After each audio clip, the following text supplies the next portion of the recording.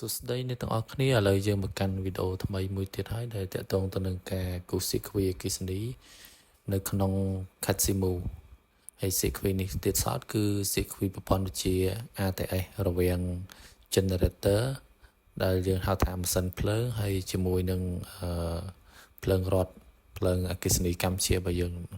ដែលយើងហៅថា EDC អញ្ចឹងដោយសារខ្ញុំមាន sequence ស្រាប់អញ្ចឹងខ្ញុំគ្រាន់តែបើកបង្ហាញ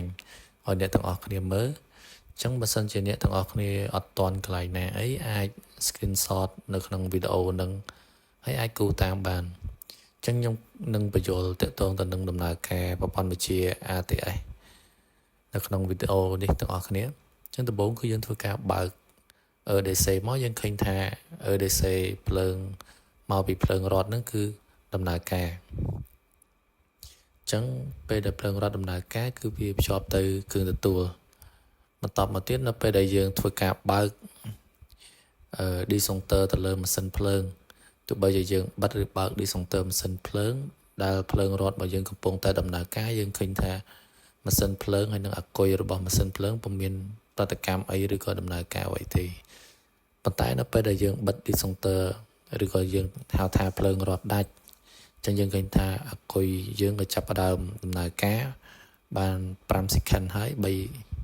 3 second ឬក៏5 second ហើយបានម៉ាស៊ីនភ្លើងរបស់យើងនឹងវាចាប់ផ្ដើមធ្វើការវិញអញ្ចឹងនេះគឺជាដំណើរការរបស់ATS ដែលសម្រាប់យើងស្គាល់នៅពេលដែលភ្លើងរត់របស់យើងដាច់ហើយយើងឃើញថានៅក្នុងវីដេអូហ្នឹងពេលដែលភ្លើងរត់មកវិញគឺម៉ាស៊ីនភ្លើងហើយនឹងអាគុយគឺឈប់ដំណើរការភ្លាមអូខេអញ្ចឹងពេលដែលភ្លើងរត់ដាច់ឃើញថាអាគុយគឺវាចាប់ផ្ដើមដំណើរការអូតូបន្ទាប់មកគឺម៉ាស៊ីនភ្លើងឆេះហើយក៏ភ្ជាប់ទៅគ្រឿងទទួលអញ្ចឹងវីដេអូនឹងមានខ្លីតែប៉ុណ្្នឹងទេសង្ឃឹមថាអ្នកទាំងអស់គ្នាយល់ពីប្រព័ន្ធវិទ្យា ATS ទាំងអស់គ្នា